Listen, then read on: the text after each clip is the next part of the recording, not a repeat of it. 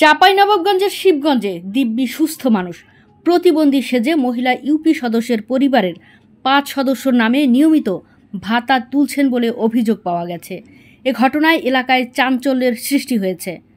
সংশ্লিষ্ট সূত্র জানায়, উপজেলার শ্যামপুর ইউনিয়নের ৪, ৫, ৬ নং ওয়ার্ডের সংরক্ষিত আসনের মহিলা ইউপি সদস্য মাকসুদা বেগম তার নিজের নামসহ স্বামী আব্দুল করিম, ২ মেয়ে মাসুমা আক্তার, তাসলিমা আক্তার, ছেলে মাসুম বিল্লার তারা সকলেই সুস্থ সবল মানুষ। প্রতিবন্ধী ভাতার তালিকায় তাদের নাম পাওয়া যায়, তাদের কেউ প্রতিবন্ধী নয়। স্থানীয়রা জানায়, ইউপি সদস্য মাকসুদার পরিবারের ৫ সদস্যর মধ্যে কেউই প্রতিবন্ধী না, সবাই সুস্থ সবল মানুষ। একজন মেম্বার হয়ে সরকারের সাথে প্রতারণা করছে, এর বিচার হওয়া দরকার। এতে বঞ্চিত হচ্ছে প্রকৃত প্রতিবন্ধীরা। খোঁজ দিয়ে জানা যায়, ইউপি সদস্য মাকসুদা বেগম নিজে হাসপাতাল ও সমাজসেবা অফিসের বিশেষ একটা চক্রকে ম্যানেজ করে জালিয়াতির মাধ্যমে সুস্থ মানুষদের নামে প্রতিবন্ধী মেডিকেল সনদ সংগ্রহ করেন।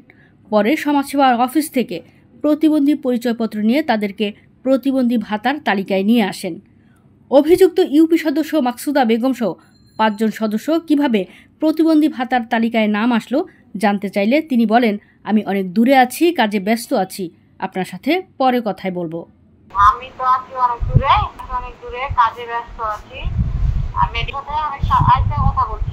শ্যামপুর ইউনিয়ন পরিষদের চেয়ারম্যান রবিউল ইসলাম বলেন, আমি আপনাদের মাধ্যমে বিষয়টি জানলাম। সমাজসেবা অফিসার এবং ইউএনও মহোদয়ের সাথে পরামর্শ করে প্রয়োজনীয় ব্যবস্থা গ্রহণ করা হবে। ৪, ৫, ৬ সংরক্ষিত মহিলা সদস্য মাকসুদা বেগম, তার সপরিবারের প্রতিবন্ধী কার্ড আছে, এটা আমার জানা ছিল না, আপনাদের মাধ্যমে সেটা অবগত হলাম। এবং এই কার্ড করার বিষয়টা হচ্ছে সমাজসেবার। আমি সমাজসেবা এবং এই অনুসারের সাথে কথা বলে প্রয়োজনীয় ব্যবস্থা গ্রহণ করব। শিবগঞ্জ উপজেলা স্বাস্থ্য ও পরিবার পরিকল্পনা কর্মকর্তা কামাল উদ্দিন বলেন, অনিয়ম হয়ে থাকলে তদন্ত করে ব্যবস্থা নেওয়া হবে। শিবগঞ্জ উপজেলা সমাজসেবা কর্মকর্তা নুরুল ইসলাম বলেন, প্রতিবন্ধী মেডিকেল সনদ ও ইউনিয়ন পর্যায়ে প্রতিবন্ধী যাচাই বাছাই কমিটির মাধ্যমে তালিকা আমাদের কাছে জমা দেওয়া হয়। আমরা শুধু এটা বাস্তবায়ন করি। যদি কোনো অনিয়ম হয়ে থাকে তাহলে অবশ্যই ব্যবস্থা গ্রহণ করা হবে।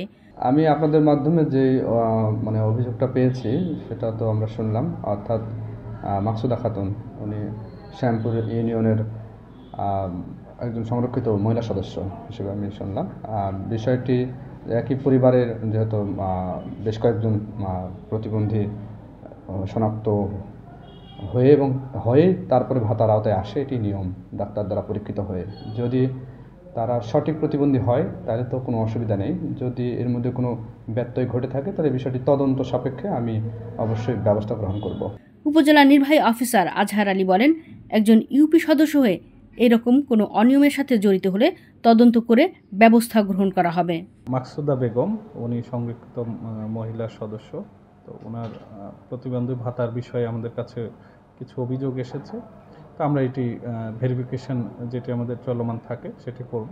তারপরে যেহেতু এটি আসলে মেডিকেলি ডাক্তারি সার্টিফিকেট সহ তার পরবর্তী বিষয়, তো আমরা এগুলো পুনরায় যাচাই বাছাই করে দেখব।